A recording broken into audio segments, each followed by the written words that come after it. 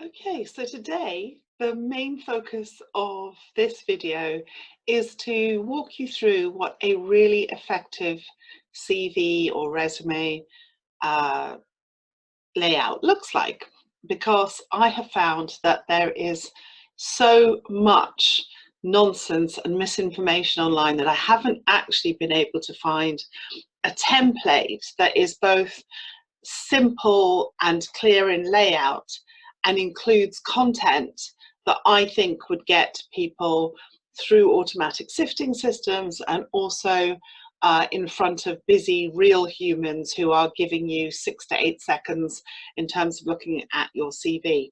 So by all means, have a look at templates that are out there and use them for layout if you wish, but it is just as easy to open a plain Word document and create it from scratch. So the most important thing is that you don't overthink what the layout should look like. It just needs to be incredibly simple. If you know that you're in a mass market and that there are dozens of applicants, then you will need to choose black, choose one color, so keep it to black, be very consistent, and always left justify things because the system deals with that. If you're going to use bullets, use traditional round bullets. Don't do anything fancy with arrows or graphics or whatever. In fact, generally avoid text boxes and all of that kind of thing. So a simple Word document that you create is just as effective. The most important thing is a combination of clarity and simplicity in layout, and then real discipline and distillation of who you are and what you've done. So I've created a little template that I thought I could walk you through and show you what I mean. Okay, so what I've got up here is the building blocks, hopefully, that you can see of what you'd look like when you just quickly skim the first page of a CV. And I'm just going to move me over here. So as you can see, you simply have your personal details, which is your name, your email, and your mobile number. You do not need to include anything else. And then what is sometimes very helpful is to put the title of the role you're looking for. This can be changed each time. So if that's the role that you're applying for, then put the role that has been advertised exactly as it's been advertised in that section. And then the most important part of your CV is this summary. So be succinct, be precise, and focus on what value you add and understanding the pain that the employer has and how you solve it. Please don't put in a word salad of dynamic and team player. We're going to look at overused words in a minute, but avoid all that. What you want to do is describe as factually as possible what you bring to the table. So if you've worked for one employer for a really long time, you can say several decades in a ever-changing organization with constant, reinventions or whatever. So you can talk about that, but you need to be factual, and you need to be able to point as to why this is important for the role. So then the summary I always advise people to think about last. So create your key skills. So these key skills should have come out of your research of what is required in this role, the role that you're looking for, generally, but also specifically from the ad. So I'm not saying build a separate CV every single time, because if you've done your research, you should have the words. There's nothing new under the sun, really. So you are looking for all of those words that come up all of the time about your job. That's what you need to put in there. And what you have is, I would normally say 2 columns of bullets, 4 in each, so 4 columns of bullets. So you've 2 columns of 4 bullets, and so you've got 8 bullets and 4 lines of text. And this font that you're looking at, if I show it to you 100% size, you will see,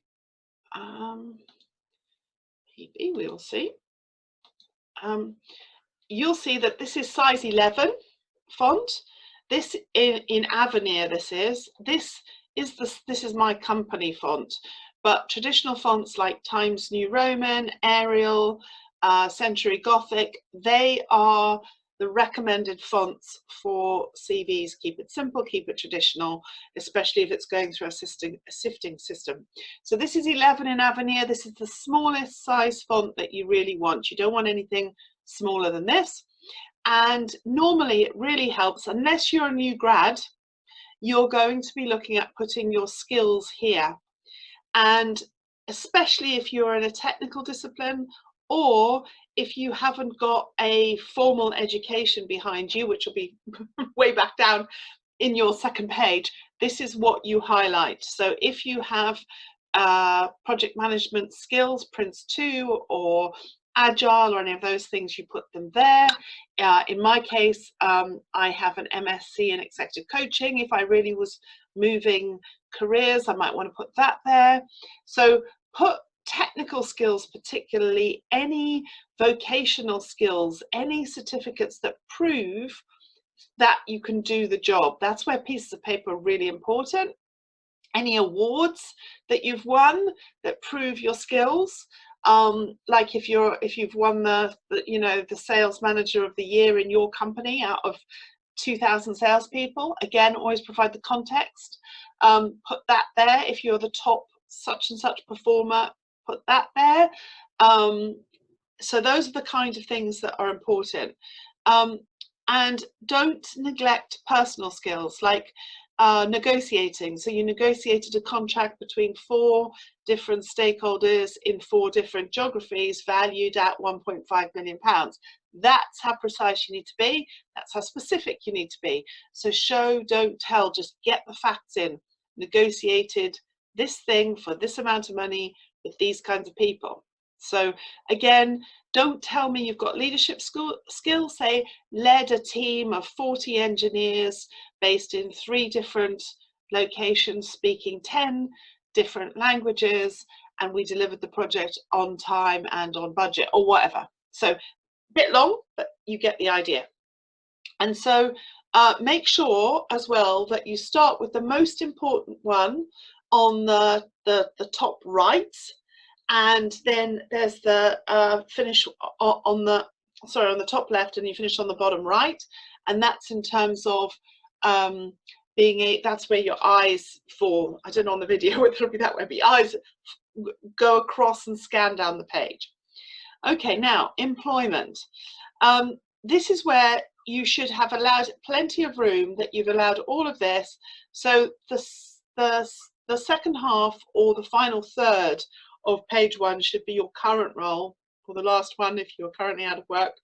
Put your dates on this side because your eyes are not falling to that. Use your current role, put your job title and the name of the company on the left in bold. Again, you're trying to get people to rest on the bold headlines as it goes through when a real human being is doing it. But the other thing that will happen is usually sifting systems also prioritize capital letters and bold. Not all of them do, but some of them do.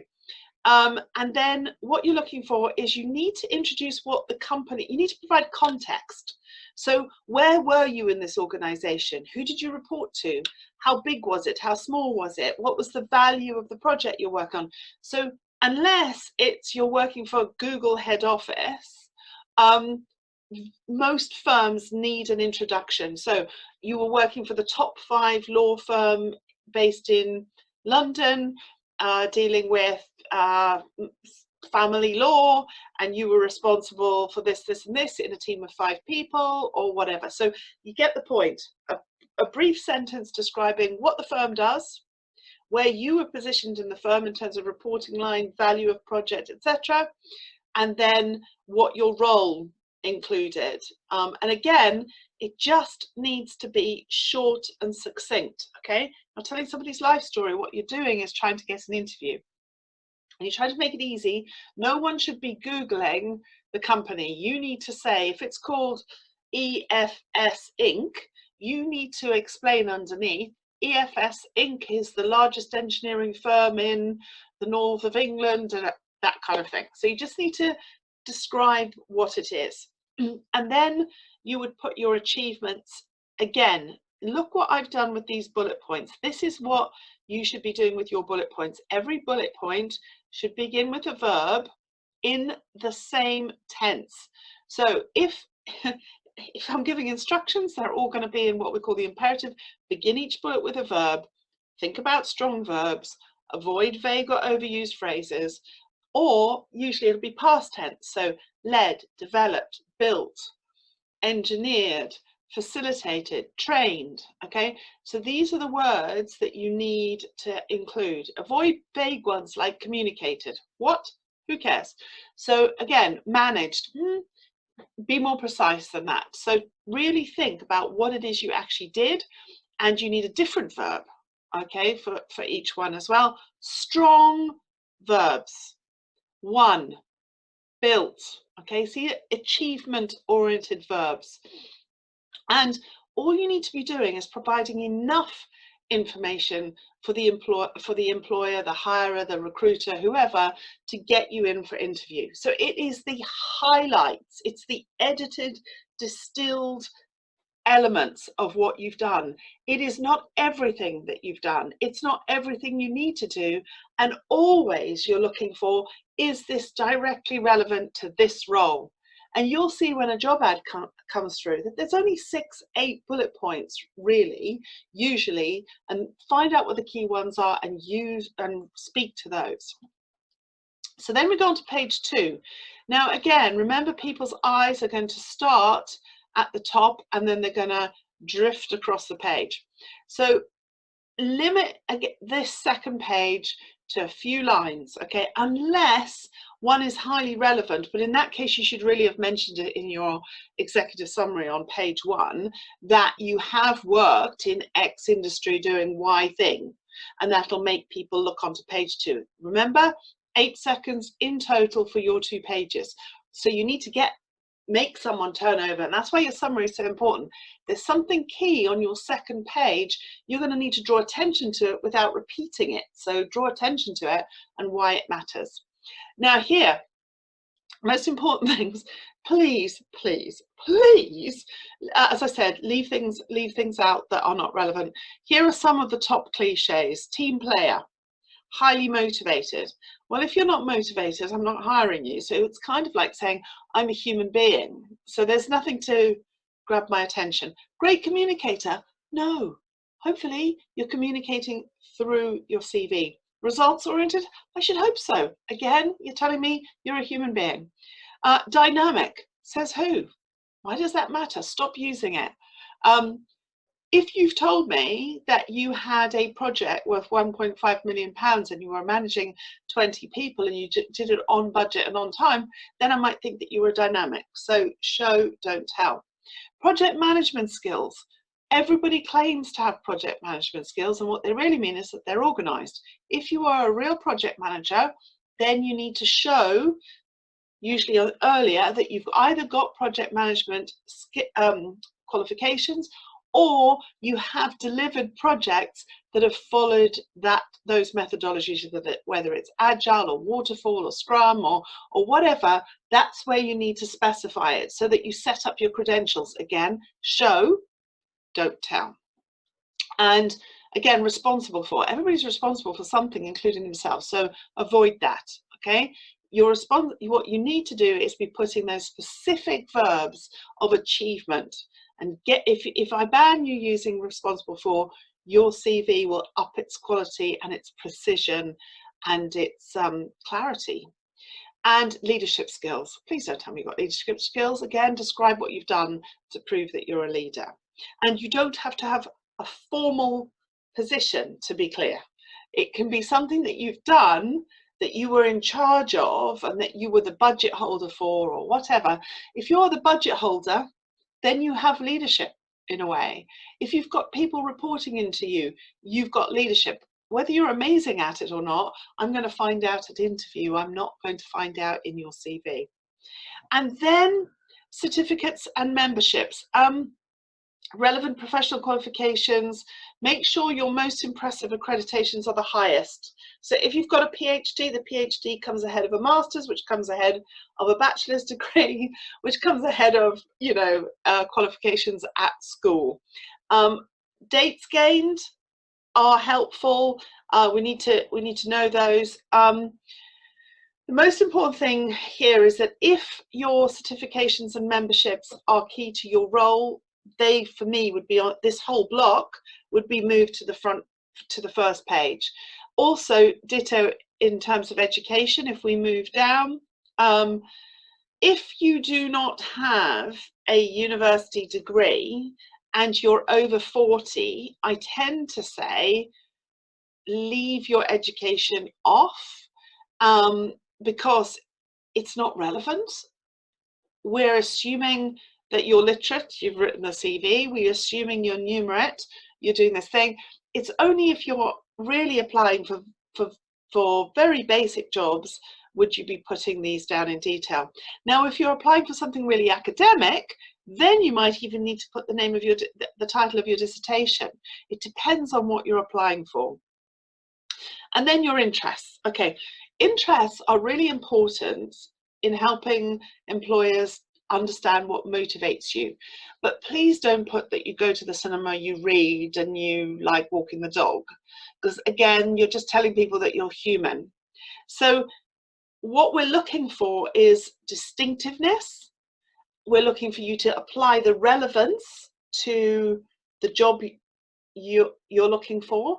And we're also thinking about, can you again show us, don't tell us? So are you a member of something? Have you got an actual qualification in this? I don't know, if you have got carpentry skills and you've got an NVQ, if you've got you know, if you've got an academic qualification that you've studied for in your spare time, like studying Mandarin, for example, or French, or, you know, suddenly you decided to do A-level history when you were 52, then put it down, because those things show a growth mindset. Those things show that you are open to learning. And think about the personality traits that employers have put in the job spec, and think about where else can you show that you are a team player or a leader or brave or open to learning. That's where some of your stuff can go. But please don't put the vague stuff. Remember, this is the last thing that people rest their eyes on. So that last line needs to count. And if you don't have any interesting interests, then leave it out. But I always say to people, you've got something interesting that you can put in there, and it's a little seed that often helps people go, I'm going to ask them about that at interview. And so to be kind of quirky and different and unusual, that's what we're wanting. We're wanting you to stand out, to be distinctive, to be human. And as someone who has sifted through literally thousands of CVs, I set up and helped set up and run assessment centres and a whole interview process for several really big international organisations. And what I can tell from that and from more recent work with clients about interviewing, we are desperate for good CVs. We are desperate for people to stand out. We are desperate for clarity, simplicity, a match between what we're wanting and what we're looking for and what you're offering. We are absolutely desperate. I can't tell you that no matter what kind of employer I've worked for, what kind of personality type, no matter how stressed or how busy, there's suddenly this kind of, when we see the CV that is making our job easy, and we're like, we've got to get this person in, we've got to get this person in for interviews. So write with that in mind, write with that person, that stressed, bored, overwhelmed person who has looked through so many CVs and is beginning to lose hope that they might be finding the right person, or someone that's so busy that they don't normally get back to candidates because they've received 250 applications and none of them look like they meet the criteria. So really think your way into the person who's on the other end and think about, how can I make their day? How can I help them? How can I make it easy? How can I present myself as the solution to all their problems?